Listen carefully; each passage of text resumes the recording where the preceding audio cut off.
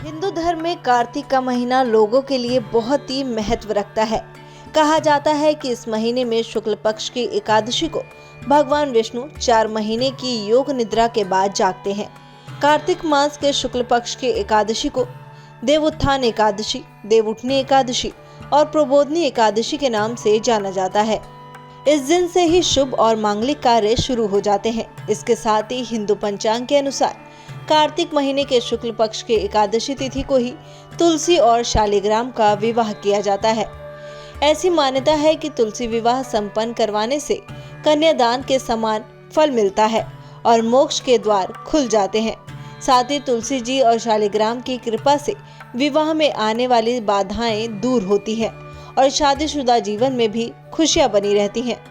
लेकिन इस साल कार्तिक माह के शुक्ल पक्ष की द्वादशी तिथि की शुरुआत 23 नवंबर को रात 9:01 से होगी और 24 नवंबर को शाम 7:06 पर समाप्त होगी।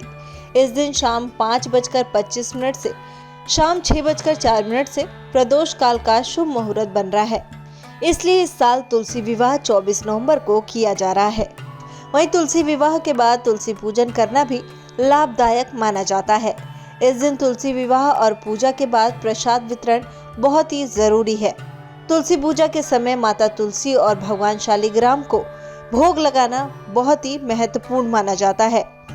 तो चलिए इस वीडियो में बताते हैं तुलसी पूजा के बाद तुलसी और भगवान शालिग्राम को भोग में क्या चढ़ाएं। तुलसी विवाह पर माता तुलसी और भगवान शालिग्राम की विधि विधान से पूजा करते समय उन्हें बेर, आंवला, सीताफल, शकरकंद, मूली आदि के साथ ऋतु फल का भोग लगाएं।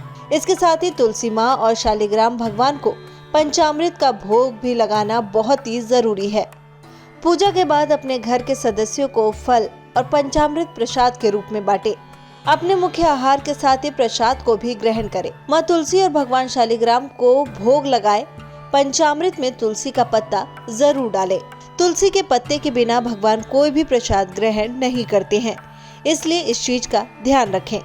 तो आप भी तुलसी विवाह के दिन माँ तुलसी और भगवान शालिग्राम को भोग में ये चीजें चढ़ा सकते हैं। उम्मीद करती हूँ आपको जानकारी पसंद आई होगी। फिलहाल हमारी इस वीडियो में इतना ही। वीडियो को लाइक, शेयर एंड चैनल को सब्सक्राइब करना ना भूलें।